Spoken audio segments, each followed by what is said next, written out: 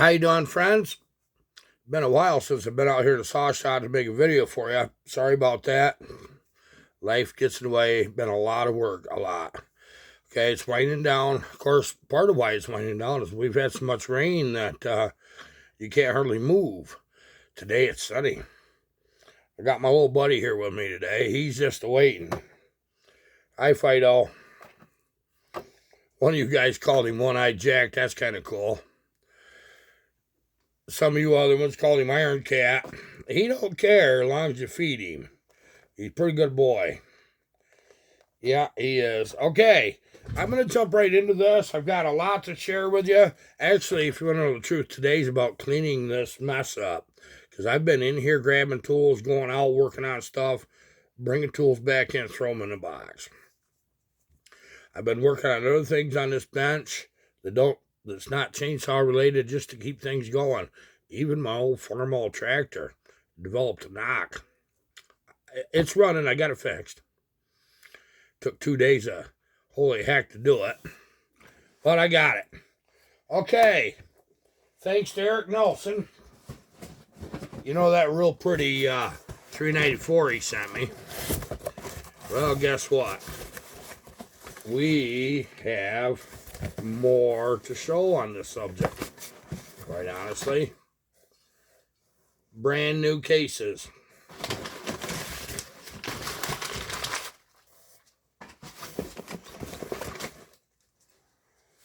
The 394 or 395 cases are exactly the same, but I'm surprised somebody didn't say something about it.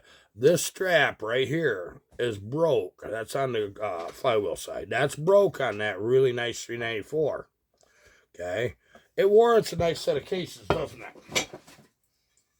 So we're going to do it. This is going to be fun. I can't get to it yet. Hopefully, probably December. But that's going to make a grand chainsaw, isn't it? Thanks, Eric. Thanks for helping me. Okay. Here is something that came in that I thought you'd like to see. In the dirt bikes, we have known for a lot of years, just like a lot of you out there, that when you change your reeds, you alter the performance. Where does it come in? How much gains do you get on high end, low end, mid range? Where do you want your power? And you can tailor your reeds for that. You really can.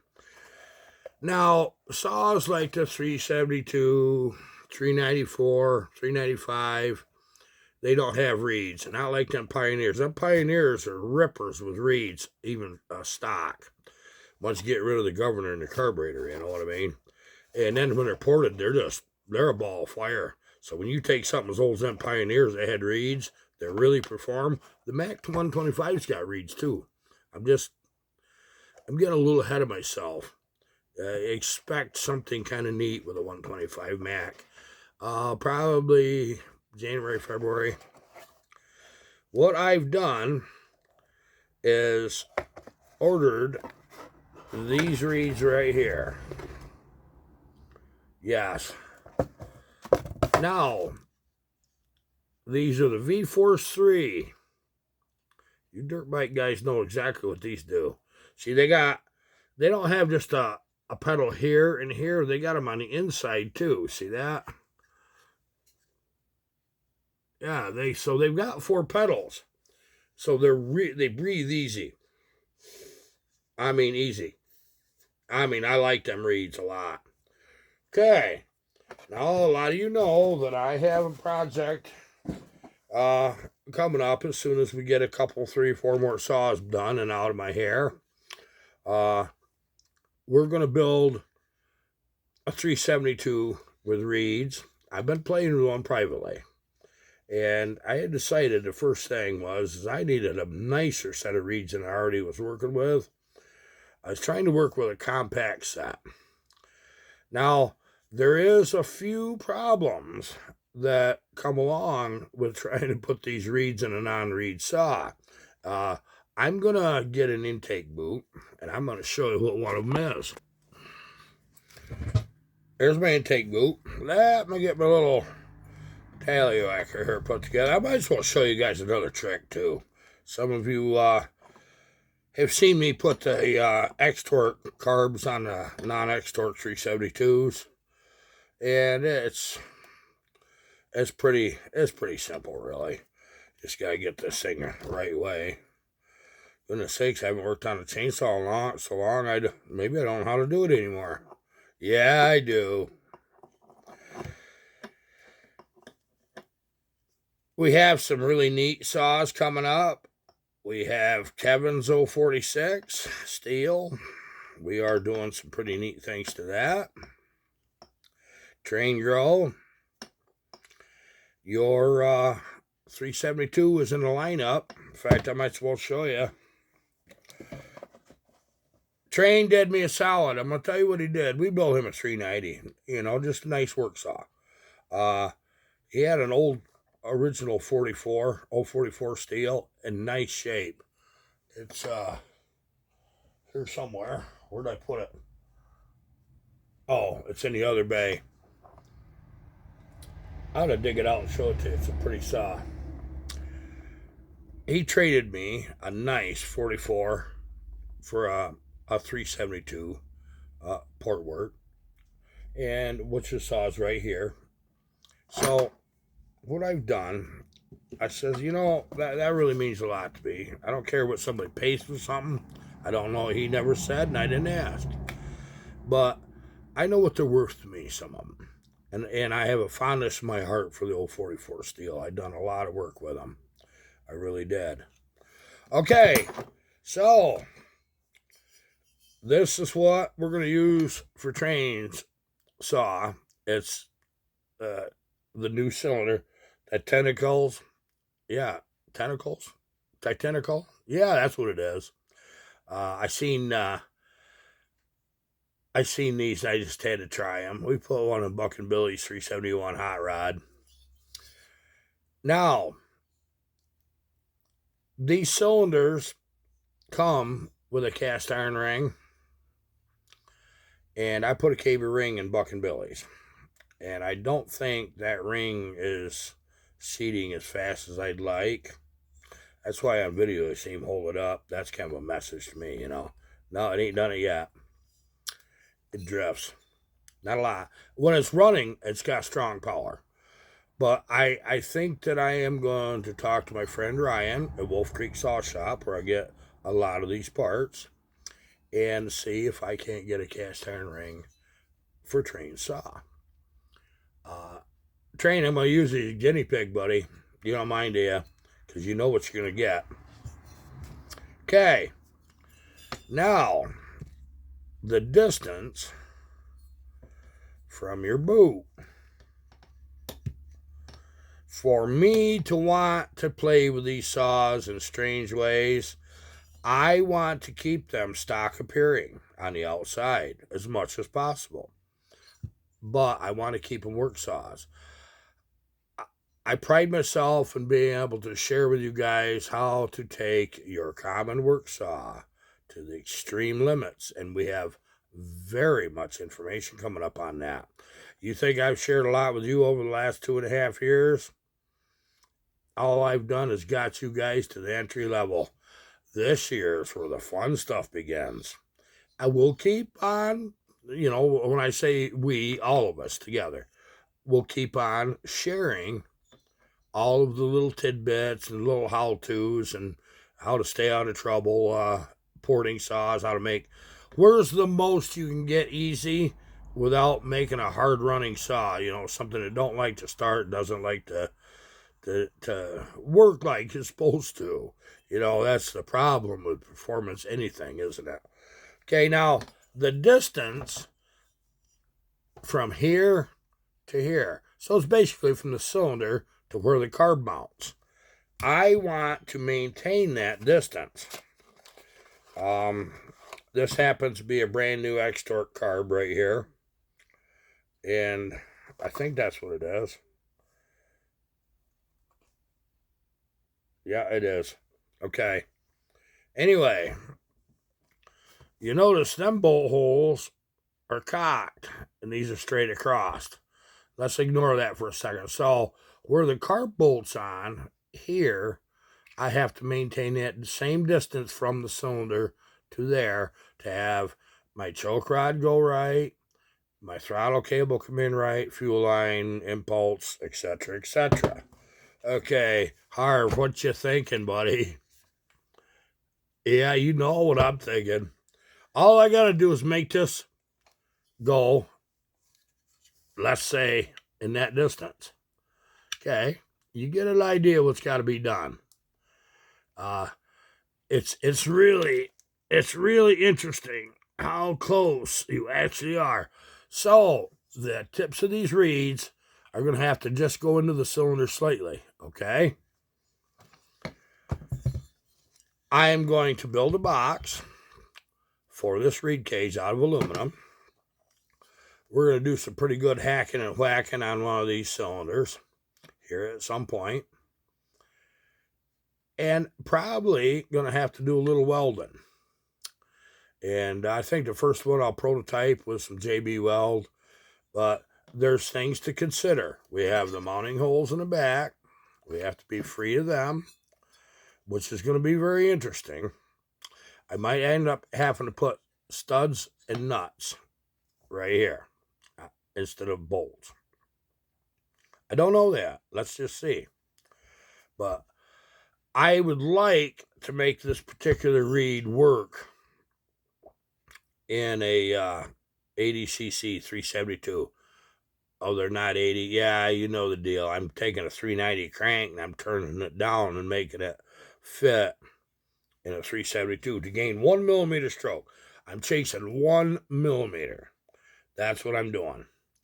Okay, so when I go 2 millimeter big bore, 1 millimeter longer stroke, I'm going to have 80cc saw. And I'd love to see this particular set of reeds. These reeds are actually for a 65cc dirt bike. Okay. I think they go from 65 to the 80cc dirt bikes. So yeah, they should be, even though they're large, they should be appropriate. But I'll tell you what I know I can do. Show you what I know I can do.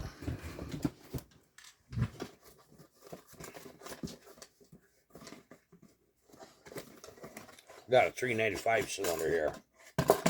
It'll fit 394 or 395. Okay. What I know I can do on this saw is that set of reeds is going to work on that. My distance is going to be excellent with these.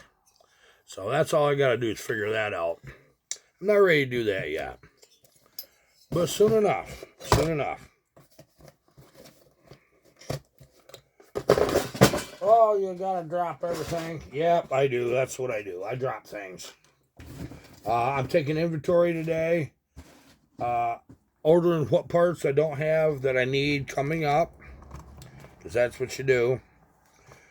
Oh, I was going to show you. Okay.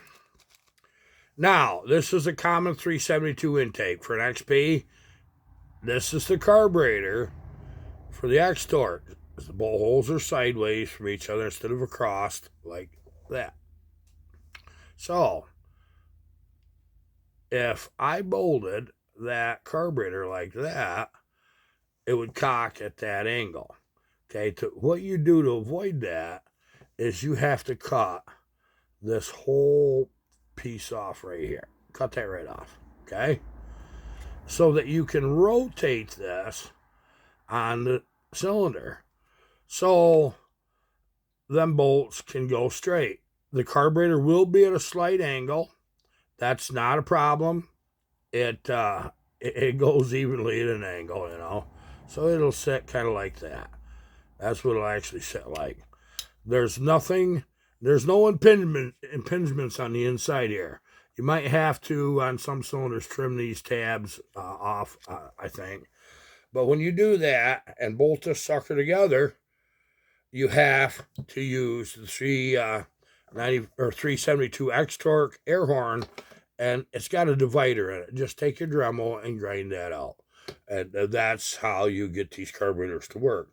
The I do play around with fuel delivery on these so it increases the fuel delivery, and I'll run these carburetors actually on fairly decent sized saws. I really do, because they're a big carburetor. I've showed them to you 100 times, so you already know. But okay, we've had a lot of rain. There's quite a few of you. I got your saws done. You're aware of it. You know. And I haven't been able to run them because I can't get anywhere near wood. I tried last week. No, I've got my truck weighs 3 tons. They go straight down. Yeah, it's still muddy. Yeah, I couldn't get there. But here's what we've done. Local friend of mine, Jeff, my logger buddy, owns a sawmill.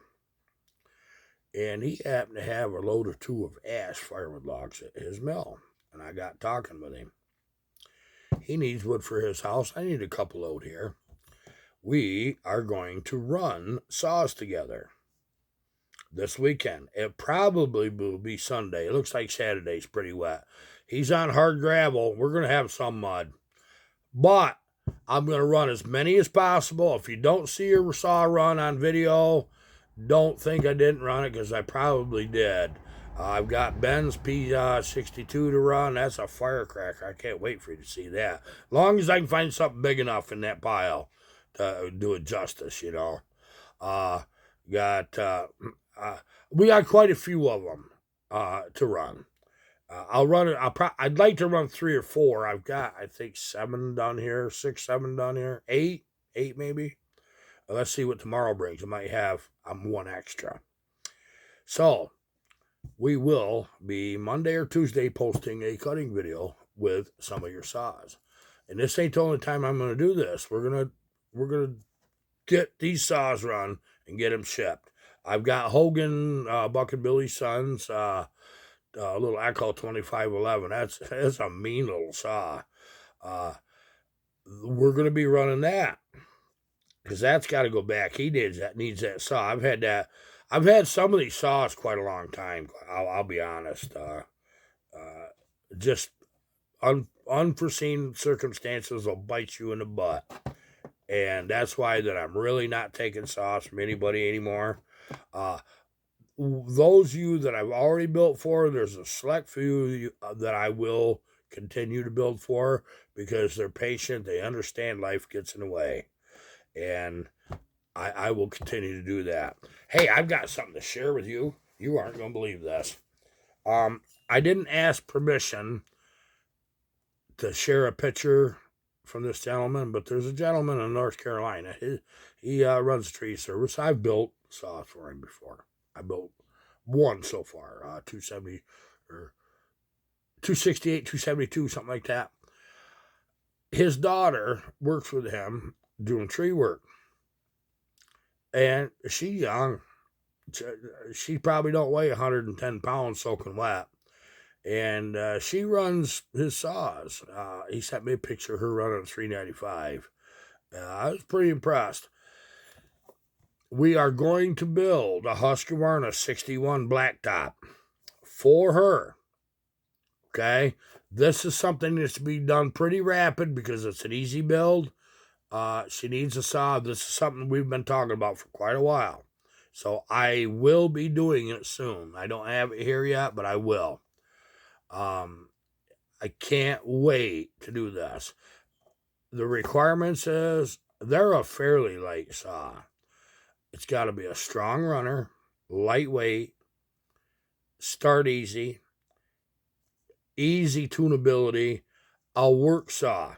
Not every saw has to be a hot rod. I mean, a serious hot rod. They do not. I've got saws of my own that I built that are real serious hot rod, and I quite honestly, especially if they got too much compression, I don't like running them. And I just feel like it's unnecessary to take. You don't have to even port all saws. You can have a ball of fun by just learning how to sharpen better, which is something I will be covering here again soon. The most important thing you guys need to know is what makes these mufflers tick. What can I do to my saw after I've done a home port job to make it a strong runner without having to just tear my hair out trying to figure out how to build a pipe muffler? I can show you how to take a stock muffler and make it work just fine. Just fine. It'll work beautifully. Nothing wrong with that, is there? And they're a little quieter too. So I'll tell you, quite frankly, some of these pipe mufflers get just a bit pitchy, just a bit loud. And especially if you're working in around the public, you don't want that. When I say they're loud, what you hear on videos do not do them justice. They are really loud. Aren't they, Eric? I built a 394 for Eric Nelson with a 395 top end and built him a pipe for it. And he was talking to me a bit ago. He says, I'm putting a stock muffler back on. He says, I love the pipe. Boy, it really makes power. But he said, I'm going to tell you, he says, neighbors are complaining where I'm logging. He says, that's exactly the point right there. There's a place for all of this. There really is. Including this kind of stuff. This is one of the, well, actually, if you want to know the truth, these for the dirt bikes are probably the nicest reed you can get for all around. They really are. I ought to put this stuff back in the box. I wonder if I got stickers with it. They send the gaskets and everything, but all I got to do is make that fit, which I can. I'm very interested in this project. A lot.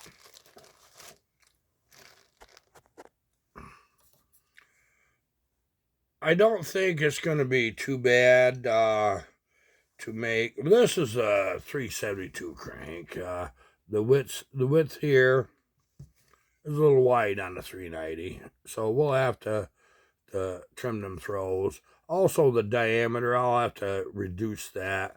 That's a little smaller. You can't really see it, but it is. But most importantly, the clutch side, this is all correct right to here. Every bit of from here to here is all correct, except for this diameter right here. That diameter right there has to be taken to this diameter, okay? So once we make this crank a little smaller on the throws, a little narrower, which is this crank, and change that diameter. I showed you before in another video how to make the wrist pin fit. It's really kind of cool in that. So, yep. Danny's on the phone. Danny who? Frieden. Oh, he is. Yes. I got to take this call. That was my Army buddy, Danny Frieden. Remember that story I said about when his ex-wife was in the grocery store behind him? Well, the commissary. Yeah, that was him right there on the phone. He told me he's got a video of his Farmall M with a 371 Detroit with 2 stacks, tractor pulling. And so he told me to look that up on YouTube, Farmall with a Detroit diesel. I'll find it. So I think I'm going to look at that when I get a minute. Maybe you guys want to too. So anyways, you know what we're doing here. So I better put this stuff back in the boxes that it's supposed to be in, so I don't lose it or get it mixed up.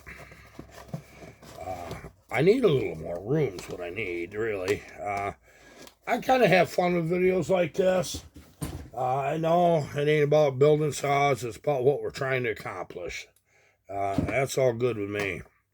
It really is. Now, gotta get this back together here.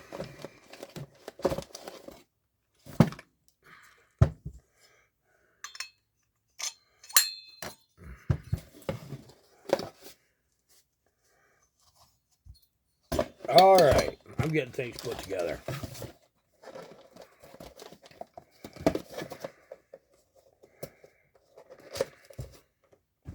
I went and got propane the other day. 100-pound tank.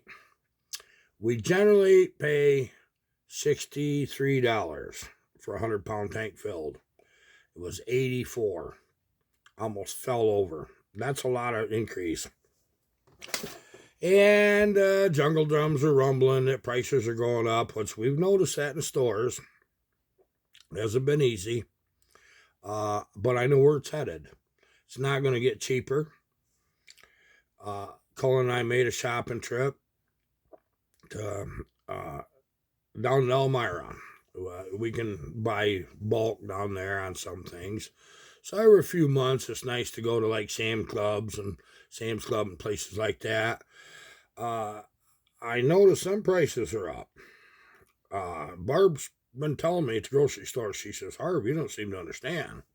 She says, this isn't easy on us. Well, let's look at the past. Let's look at my lifetime, what I've seen about this.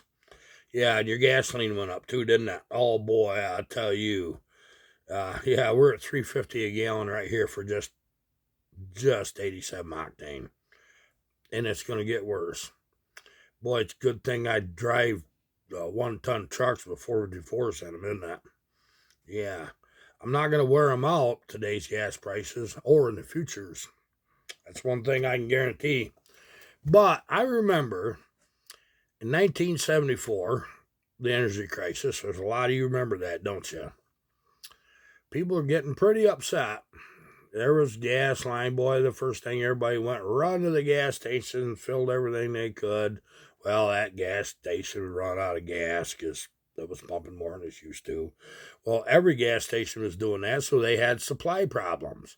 So they kind of went to giving you real fits trying to get gas just to go to work, because of this. Well, that impacted the trucking industry. Diesel fuel went with it. And it had been a long time since something like that had happened here in the U.S. And people were getting really nervous. So the next thing you know, they're stockpiling up on their food and their groceries. There was a supply chain problem. Boy, does this sound familiar right now or what? And next thing you know, you get that pushback, like a train stopping and all the cars having to bang into each other, just to slow down. And then they got to get going again. Well, you get all these hiccups. But I'll tell you what else went with it. The labor market, which doesn't seem to be a problem right now because apparently there's a lot of people who just don't want to work. We are in a very poor county here in Steuben County, New York. And I've never, ever seen businesses put help wanted signs up before. About everywhere you go, help wanted, help wanted, help wanted. It isn't just skilled labor, non-skilled. It's pretty much even across the board. So, okay, well, that's different. Because back in 74, by the time it hit 75, 76, you couldn't hardly buy a job. You couldn't. If you didn't already have it, you had to get creative. You had to find a way, which we did. My father was a contractor. He worked in Rochester, building housing projects up in Scottsville, mostly. If you guys from up that way, you'll know. In the mid 70s, there he'd already been well established. Well, projects kept getting shut down because of spike in material cost. In one thing and another. Yeah, just sounds familiar, doesn't it? So we hit hard times real fast. Coming into the winter, winters was always kind of tough, but generally Dad made enough of a living that we could coast through the winter. Sell a little bit of firewood just for the grocery money, It changed. It did. Now, meat, for a bit, was hard to get. And then it resupplied easily. It really did. But I remember walking through the local supermarket and we're looking at this meat and no, we couldn't afford it. We couldn't. So a lot of times walked out of the grocery store with just a couple, 3 packs of hot dogs. It's like, I like hot dogs, but to this day, I'm not real fond of them. That was just a bit much. Sometimes we get a package of hamburger. Boy, I'm going to tell you what, that was a treat. It really was. But that winter got tough. I'm going to tell you what we ate. We had lots of potatoes. That's the one thing we did have because we raised potatoes. We had lots of potatoes, so we ate lots of potatoes. oatmeal, cornmeal mush. That's right. And venison. I didn't mind the venison one bit, but even that, we didn't have it as much as we'd like. But what we did to get through them hard times, it was between hunting and gathering. Yeah, that's what we did, turned into hunter-gatherers. Caught so darn much firewood and sold it, and a lot of the people didn't have the money when they ordered the wood because they were in a pinch too. More than once, after we loaded a truck, Dad and I cut and split it right now, plowing snow. Boy, just deep snow. I'd split that. We'd put 5.5 cords on a 1-ton steak body. That's what we did. Dad always believed in a little extra on every face cord. So there was basically that 5.5 cords covered 1 or 2 cord deliveries. You always give him a few extra chunks. You'd always get that guy to stack it up as tight as they possibly could and just see if he couldn't get you a chunk or two light. So we didn't deal with that. But there was a lot of times when he delivered that wood that Dad was banking on it because it'd be right there, a quarter tank of gas, and we got more to do. And he needed that money to get gasoline because it was terrible money. It was terrible expensive, at the time. Well, we don't have the money right this second. Can I pay you next Tuesday? Dad's sure. So we take the risk and go get another load just to see if maybe the next guy say, well, I got some of the money. Can I pay you in 2 weeks when I get my check? Sure. Dad wouldn't write him down. And I got a little sick of that, living, I'll tell you what, we lived a little bit Amish, the boys growing up, did what they could to help the parents. Everybody got along. It takes everybody working in the household during bad times to just meet in the middle and share the work, which as I'm getting older now, I realize that why Dad wanted me around, because I could throw a big old block of firewood further than anybody, and I could split anything. All we had was axes and wedges and a maul. There wasn't no splitting mauls. I split everything I could with an axe because it was just that much easier. It was rough times. Now, that lasted 2 years for us.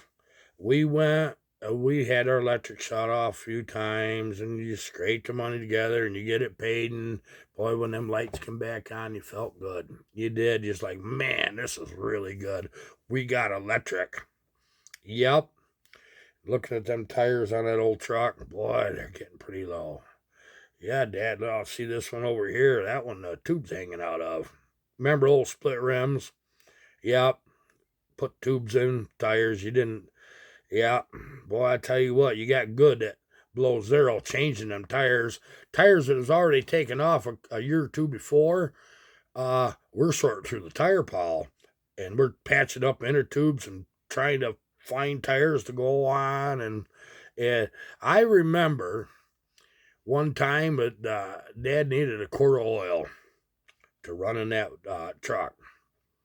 And because it was about 1.5 quarts low, and he figured that probably wasn't a good idea. And I remember him draining the oil out of a car that Mom drove, just so we had oil to go cut firewood. Now, we cut every day. Yes. Thousands of cord of wood. I mean, face cord, not full cord, face cord. Thousands of them we cut, split, and delivered. But you know what was funny? The barter system worked. It did. Well, gee, I need firewood, and I don't have quite enough cash. Will you take this or that, or can we do some horse trading or whatever? Well, it got where that the communities around would just kind of pretty much work together.